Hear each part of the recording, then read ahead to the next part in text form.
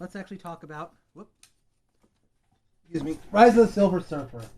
This came out in 2007. They decided to go much bigger with the sequel. So in the sequel, they introduced Silver Surfer and Galactus. Galactus is depicted as this giant cloud or something, so fans were not happy with how Doctor Doom and Galactus were kind of like not really comic accurate and were just changed to be different for whatever reason. It opens with a prologue showing Silver Surfer guiding a giant cloud, Gigas Galactus, to eat planets or whatever. And then Silver Surfer then goes to Earth, and people around the world see this weird comet thing, going around, and Silver Surfer like causes places to freeze over or snow or anything, and then people see like gigantic holes start appearing in the ground in random places, and it's like, what the fuck is going on? And then we cut to Reed Richards and Sue Storm like about to get married, but that's when they get interrupted by the government or whatever. It's like, hey, there's these weird anomalies around the world involving this strange streak that's going around really fast. We want you to investigate. And Reed Richards is like, dude, I'm trying to get married. Can this wait or something? Reed Richards realizes that this is really important, so he's like trying to build a machine that'll track this weird anomaly, but at the same time, he doesn't want to like miss his wedding. So it's almost kind of like the plot of Flubber or the Absent-Minded Professor, where you got a scientist who's too obsessed with work to go to his wedding. Yeah, so in this movie, Reed Richards is kind of like Robin Williams in Flubber. I don't know. Ben and Johnny like try to convince Reed to like, hey, you should go to a bachelor party or something. And Reed's like, I don't know. Oh, okay. Just to appease them. Reed goes to a bachelor party. He dances with some women. He shows off his stretchy powers. This is one of those weird scenes where he's wearing regular street clothes, but like his clothes stretch with his body or something. They established in the previous movie that he has to wear his super suit to, for his clothes to stretch with him, but here he's just wearing regular dress clothes and they stretch with him, so it's very strange. And watching the 2015 Fantastic Four movie where Joshua Trank wanted to portray their powers more like body horror, it's kind of interesting just to, a couple scenes where the Fantastic Four, Johnny Storm goes snowboarding and doing dirt bike tricks on motorcycles. Reed Richards pulls off impossible dance moves, stretching his body in impossible ways, and it's like seeing the Fantastic Four actually enjoy their powers, as opposed to Joshua Trank where it's like, oh my god, this is body horror or whatever. But unfortunately, while Reed is at this bachelor party, Sue Storm is at the Baxter building, and then the government comes in. It's like, we're looking for Reed Richards. We want him to like do this project really bad. Sue finds Reed at the bachelor party, dancing with different women, and it's like, oh, come on. Reed gets in trouble with Sue. And we get this kind of funny scene where later on in the Baxter building, Reed and Sue are talking, and it's like, okay, Reed, I forgive you. But then Reed tries to walk away, and then Sue traps him with his force fields, and we get this funny looking face from Reed. They're trapped between two force fields, and combined with his rubber powers, it's like his face looks, I don't know, almost looks kind of like in Super Smash Brothers when you see characters face plant against the screen. It kind of looks like that, but applied to a realistic looking face, so it looks kind of a bit really strange. One of the few jokes that actually does kind of work, they're trying to plan their wedding, but at the same time, Reed has to participate with whatever the government wants to do, trying to track this mysterious thing that's going around the world so fast and causing a bunch of weird climate trouble here and there. And then we see that the Silver Surfer, like, he happens to surf over Latveria or something, and Doctor Doom is still like in that frozen state from the previous movie, but then Silver Surfer causes an energy surge or something that causes Doom to unfreeze himself. He finally becomes animate once again. He goes to some random person in Latveria to carve off the metallic stuff on his body so he can freely move. Like, after this guy helps him, he then zaps him with his electricity powers, so it's like, I don't know, Victor isn't even thankful to this one person that helped him, and then he takes the mask off. Doom is never supposed to take the mask off, so that's kind of a bit strange. But it's like, Victor wants to try and find out what the hell is going on. He tries to find the Silver Surfer, and he's wearing this cloak, and I guess he's got a black mask over his face. You only see his eyes. Just it's kind of implied that he's probably, after having the metal stuff removed from his body, like his face is horribly burned and frozen, more accurate to what he's like in the, with his mutilated face in the comics, and he's trying to talk to the Silver Surfer, and he's like, can you tell us why you're here? And Silver Surfer just doesn't want to hear any of it, and he blasts Doctor Doom with some blast or something. But it turns out, you'll learn later, that this is actually what Doctor Doom wanted. He was secretly videoing this encounter with the Silver Surfer. I'm going to interject into this stream again to mention a detail I forgot. After the Silver Surfer blasts Victor, if you look very carefully, Victor's hands show healing, and explains why he appears completely normal later in the movie. I don't know why Silver Surfer's energy blast would heal Victor when the blast is meant as an attack, but the director's commentary clarifies that Silver Surfer can manipulate matter, which explains why he inadvertently causes random effects like messing up Earth's weather, reanimating Doom's body and then healing him, and causing Johnny Storm's body to become unstable, as we will soon see. We then cut to Reed, Sue, Johnny and Ben or Thing. Yeah, I'm gonna just switch between using their superhero names and their real names back and forth. It doesn't really matter. They're getting ready for the day of the wedding, but at the same time, Reed is trying to get this machine all ready that'll be able to track where this anomaly is. And we also, like I mentioned, the weird zit scene. It's another one of these really strange gross out jokes where Sue Storm realizes she has a zit on her forehead and she's like, oh, I can just make it vanish with my invisibility powers. I just need to concentrate for the next 8 hours. Again, really strange humor in these films. So they go to the wedding, and the press is there. Johnny's, again, likes to see the media and everything. But while they're in the middle of getting married, Reed apparently brought his phone with him or something, or some sort of device that's telling him the anomaly is like now in New York City. And he's like, oh shit, we have to call off the wedding because the Silver Surfer is here. Well, they don't know it's the Silver Surfer just yet. They see the anomaly like flying through New York, and then I remember this is one of the scenes they revealed in the trailer,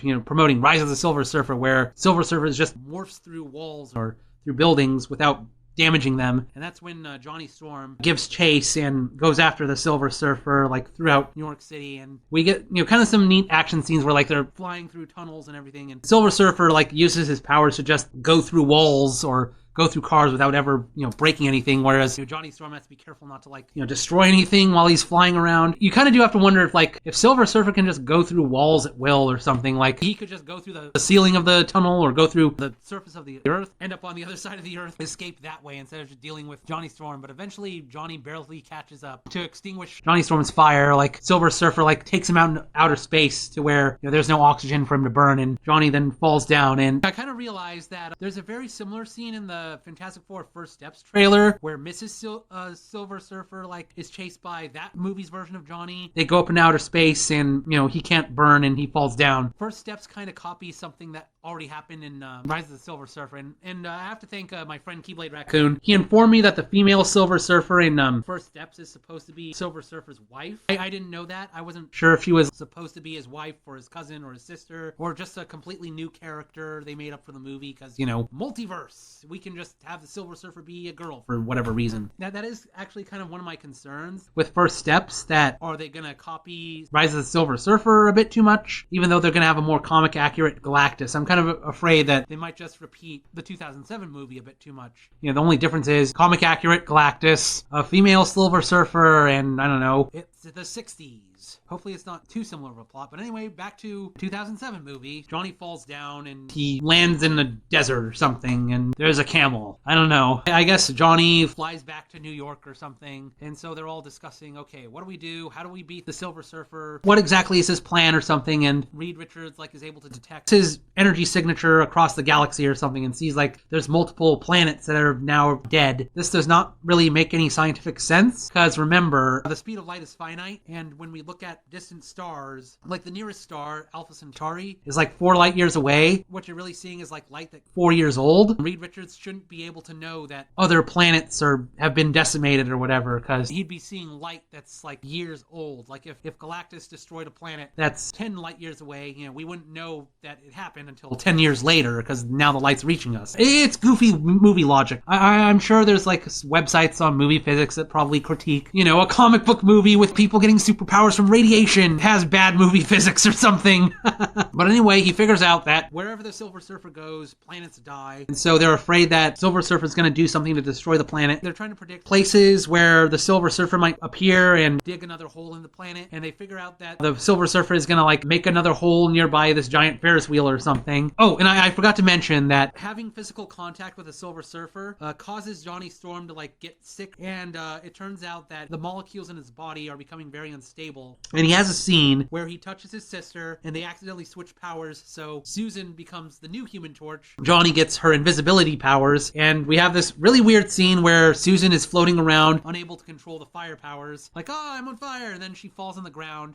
She wasn't wearing fireproof clothes. She's all naked, and the paparazzi are all around, and they take pictures of naked invisible woman, and he's like, God, oh, damn it. Why does this always happen to me? Again, they're doing another Invisible Woman gets naked once again. Why does Mad Magazine have to make up really dumb jokes when the really dumb jokes are already in the movie? So basically, she has a complete public embarrassment. They switch the powers back so she's able to turn invisible and, hide from the paparazzi before they take too many naked pictures of her. I forgot to mention Johnny also switches powers with the Thing. So we see Ben Grimm happy to be back in his normal body, emitting fire from his hand, while we see thingified Chris Evans. The Thing looks very strange when he has regular human hair. Johnny makes Ben switch their powers back, to Ben's disappointment. However, Ben is more comfortable as the Thing in this movie compared to the first one. He was shirtless most of the time in the first movie, but in the second movie, he's a lot more chill and often wears shirts. Kind of a funny contrast to Fan 4 Stick, where the Thing was naked because the director thought it would make the movie more serious when it just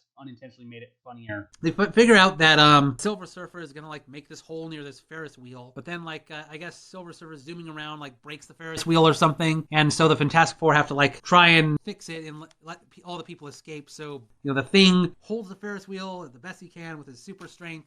Reed Richards wraps his stretchy body around to hold the Ferris wheel in place, and Invisible Woman uses her force fields to hold it up. Johnny Storm, but then accidentally like tries to help, but then he touches Reed Richards, causing their powers to switch. Johnny has the stretchy powers, and Reed Richards, he unstretches and has the Human Torch's fire powers, and so that means that the Ferris wheel is about to fall off. But then he figures out a solution, tells the Thing, hey, lift it up the Ferris wheel as much as you can. The Thing does that, and Reed uses his fire powers to, like, I guess, weld the Ferris wheel back in place so the people can all escape. Once everyone's saved, Reed and Johnny, like, switch their powers back. And they're like, Johnny, you're being so irresponsible. You're ruining everything. Once again, the criticism that in these Fantastic Four movies, a lot of the time, it's the Fantastic Four fighting each other rather than fighting the bad guys. They meet with the government again, and the government basically, because, they nearly had a bunch of people die at the Ferris wheel. Okay, we're fed up with the Fantastic Four. We're gonna have someone else help us. Look, it's Victor. Somehow, Victor Von Doom, even though, like, earlier we saw that he was horribly scarred and everything, like, now he looks completely normal again. He doesn't even have the weird cuts and stuff he had in the first movie where, using his powers causes his skin to like break apart or something. He just looks completely normal, and obviously the Fantastic Four like freak out like, oh my god, it's Victor! What the hell are you thinking? Trusting him. And the government's like, well, we don't trust you, Fantastic Four. Victor has very useful information, and Victor shows like the footage he shot earlier when he met with the Silver Surfer, and they figure out that the Silver Surfer has a vulnerability. His power comes from his surfboard, and so they have to figure out a way to like separate the Silver Surfer from his surfboard. Reed Richards and Victor like develop some sort of tachyon device that'll like disable the link between the surfer and his board. And we get a brief scene where Victor tries to hit on Sue Storm, unaware that she already was proposing to Reed Richards. And Sue is like, don't do anything funny, Victor. We're supposed to be working together here to save the Earth. And so they somehow find out another location that the Silver Surfer is going to appear and make another giant hole. And they're setting up the tachyon devices. But then the Silver Surfer appears and he approaches Invisible Woman while she's setting up one of the tachyon things. She decides, instead of like trying to fight the Silver Surfer, she decides to actually like talk to him. Like, why are you here? And Silver Surfer's like, at first he's reluctant to talk, but then he decides to give her some information. It's like, I am not the destroyer of your planet. I serve someone higher. And while Susan is like trying to talk to Silver Surfer and find out what his purpose is here and how he's not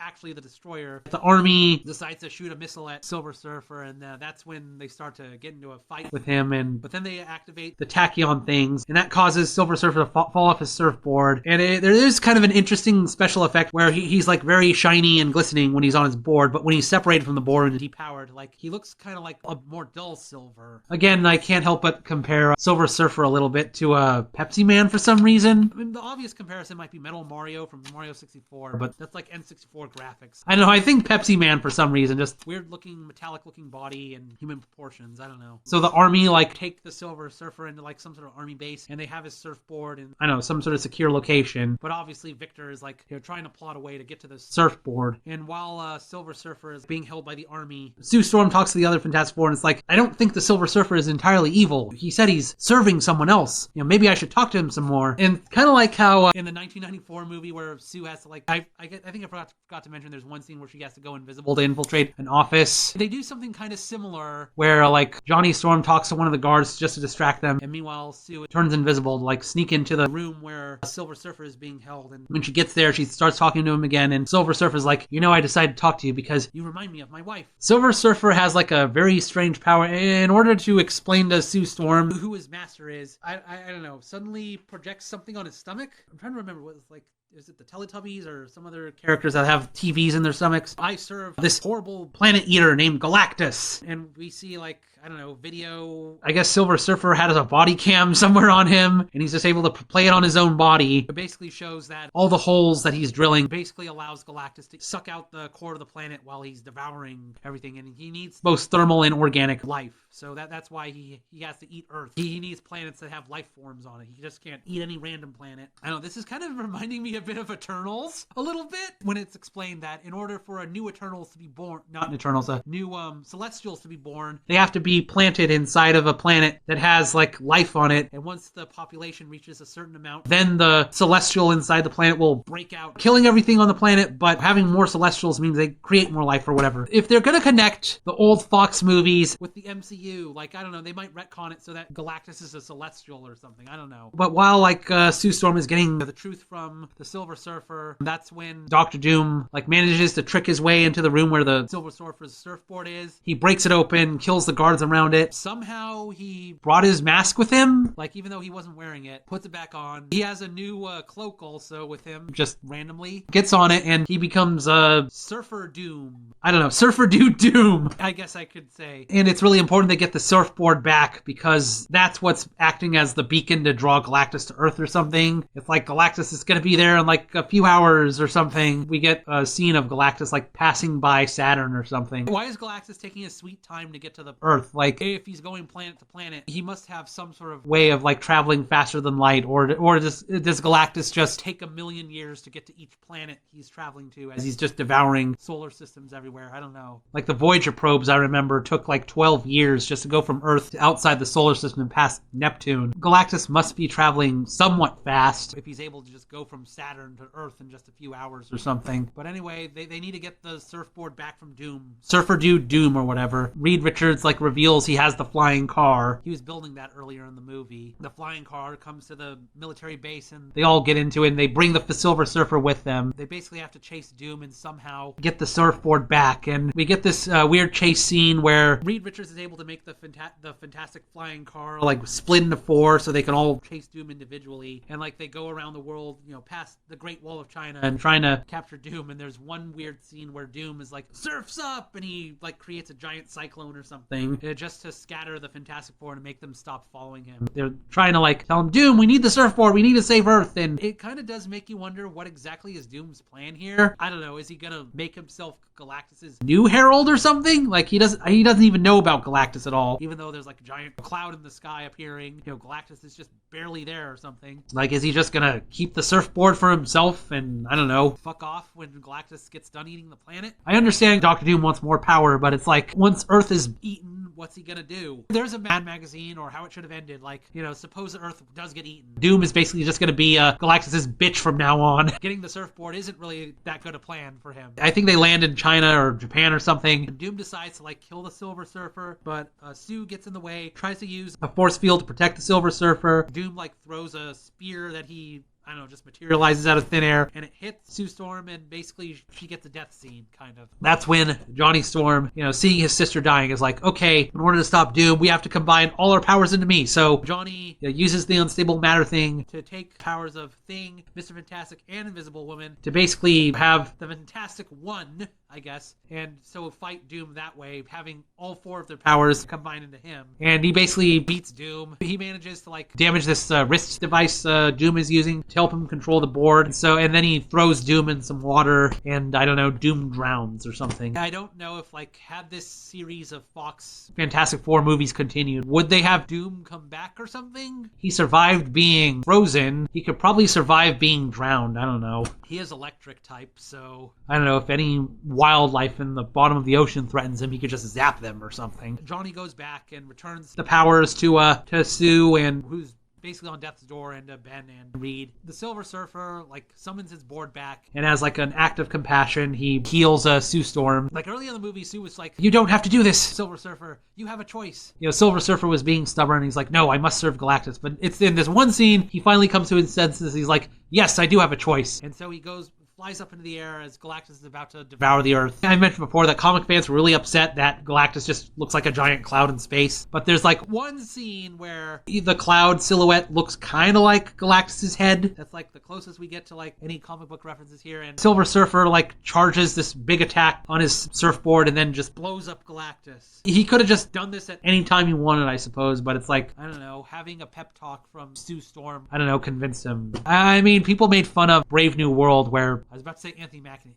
I meant Sam Wilson is able to talk down Red Hulk, at the end of their battle. I don't know, Sue Storm manages to make Silver Surfer change his mind just through one talk and reminding him of his wife. The day is saved. Rita and Sue get married in Japan. Once again, they get interrupted by another phone call. They have to save another city or something, and the Fantastic Car gets fixed. And then the post-credits scene shows the surfboard floating in space, and we see that Silver Surfer survived. And that's it. Rise of Silver Surfer tried to be bigger, having a world-ending threat, and it's just more of the same, honestly. These aren't really good movies, but it's just a lot of dumb fun, I guess. The first Fantastic Four must have done well at the box office to justify the sequel, but at this point, people just got fed up with these movies, and after that, Fox didn't do another Fantastic Four movie, and of course, this came out in 2007, and the next year, Robert Downey Jr. debuted as Iron Man, and there's a bit of irony there. I was going to show this article. I mean, I've mentioned this before in past streams, that apparently Robert Downey Jr. was actually considered to play Doctor Doom in the 2005 movie, and now 20 years later, he gets cast as Doctor Doom. And they also did an interview with the 2005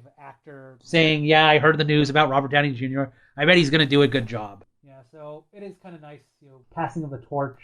Jonathan Majors, aka King the Conqueror, wasn't too thrilled about being replaced by Doctor Doom and everything, and he's still hoping that maybe Marvel will call him back, even though he got fired after his legal issues and everything. But after the critical failure of Fantastic Four: Rise of the Silver Surfer, we didn't get another Fantastic Four movie for like a couple years. I don't remember if it was in this movie or Rise of the Silver Surfer, but there's a deleted scene where like Wolverine's comic accurate helmet is shown in a scene, and Fox was going to imply that Fantastic Four takes place in the same universe as their X-Men movies, but the scene got deleted, so I don't know if that one deleted scene is canon, but it is ironic since years later, Chris Evans reprised his role as Human Torch in Deadpool and Wolverine, and then it got killed. I don't know, that does make me a little bit sad. Like, they could have kept him alive a little longer and maybe had him appear in Doomsday or Secret Wars. I guess they didn't want fans to expect to see Chris Evans return in Doomsday and Secret Wars, so that's why they just had him do a cameo in Deadpool and Wolverine, then killed him off. So, they don't have to worry about bringing him back, either as Captain America or as Human Torch. So anyway, after Silver Surfer didn't do well, Fox didn't do anything with the Fantastic Four series, and around 2014 or so, we had kind of a similar situation with the 1994 movie. The rights are about to expire if they don't make another movie. That's why we got Fan 4 Stick, and I already reviewed that on YouTube. That movie was so bad that it made the previous Fantastic Four movies look better. I have some more thoughts I'd like to add that I didn't get to in the stream. Both Fantastic Four movies come with commentaries, and on the DVD for Rise of the Silver Surfer, the commentaries by director Tim Story and some of the other filmmakers have some insights on the making of the movie. They actually acknowledge some of the awkward story moments, like they were going to have a scene explaining how Reed developed clothes that stretch with his body but cut it for time. They were afraid Silver Surfer turning his stomach into a TV so Sue could see who Galactus is. It could be a plot hole since Silver Surfer is depowered when he's separated from his board, but they went with it anyway since they wanted to visually show Galactus' destruction and what was at stake. I didn't even think about that as being a plot hole. All I thought of was that Silver Surfer was being a Teletubby. They explained that they made Galactus into a cloud to make him seem more incomprehensible, and responded to complaints that it wasn't comic accurate by saying that we weren't really seeing his true form. And finally, Silver Surfer didn't kill Galactus at the end of the movie. The Surfer, they say, formed some sort of wormhole or black hole that transported Galactus somewhere else in the universe far away from Earth. Spoilers for Fantastic Four First Steps, they kind of reused that idea. Overall thoughts on Rise of the Silver Surfer, like I said, it's just more of the same. It's a little more serious than the first movie, due to the stakes being higher, but it still suffers from the same flaws as the first movie, like watering down some of the cooler aspects of the comics, like Galactus just being a big cloud, lame attempts at humor, like Invisible Woman getting naked again, and a rather unsatisfying climax. Johnny Storm fighting Surfer Doom with all the powers of the Fantastic Four combined is a big character-building moment for him, since he's derided as the irresponsible one of the team, and an unpowered Ben Grimm gets a moment where he climbs up the construction machine and uses it to knock Surfer Doom into the ocean after he loses control of the board. But the final battle against Surfer Doom is still over pretty quickly, and Reed and Sue don't get to take any part. While rewatching this movie to get screen caps, I forgot there's a minor subplot where after Sue's nudity incident, Reed and Sue discuss retiring after they get married to get away from the media and the superhero antics, but consider not telling Johnny or the Thing until they made a decision. And they remark Johnny is more of a solo act anyway, and it might be too much for him since he's also dealing with his power switching condition. Johnny overhears though and doesn't take it well because he enjoys being a superhero, and then he goes and tells the Thing, and he's not happy about it either.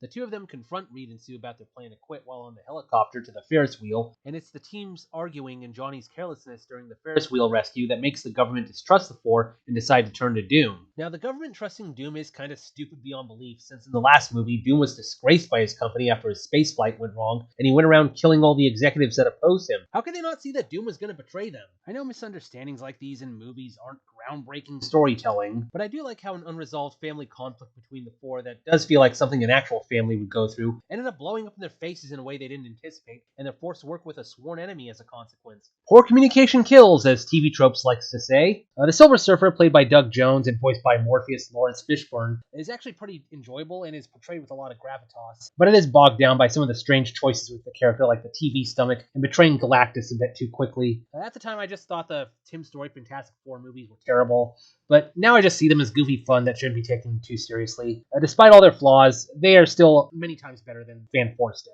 Right after I finished this stream, I learned that Marvel writer Jim Shooter, who wrote comics like the 1984 Secret Wars story, had died the previous day. I talked about both the 1984 and 2015 Secret Wars comics on stream, so it felt like unfortunate timing. And then the very next day, it was announced that Doom actor Julian McMahon had also just died of cancer. It's pretty sad losing both these people so close together. Shooter was scheduled to appear at GalaxyCon in 2024, and I wanted to meet him. Unfortunately, he had to cancel, and I'm pretty sad now I won't have a chance to see him. His legacy will live on, though, since in 2027, Marvel will release a movie adaptation of Secret Wars, though as of the making of this video, we don't know if it'll be closer to the 1984 Secret Wars or the 2015 Secret Wars that Shooter wasn't involved with. I showed that Julian McMahon said that he was excited for Downey's portrayal of Dr. Doom, so it's also unfortunate that he died before he got a chance to see Doomsday. It would have been interesting if he and Joseph Culp, who played Doom in the 1994 Fantastic Four movie, had cameos as variants of Doom across the multiverse. Now, let's just hope, out of respect for McMahon, Disney doesn't try to do something scummy like make an AI deepfake of him, kind of like the AI Stan Lee that's been appearing at cons. I might do a review of First Steps one of these days. It does have some very strange similarities with Rise of the Silver Surfer that I think are worth pointing out. I'll now go back to the end of the original stream where I read some viewer comments. Well, let me read some of the comments on the stream.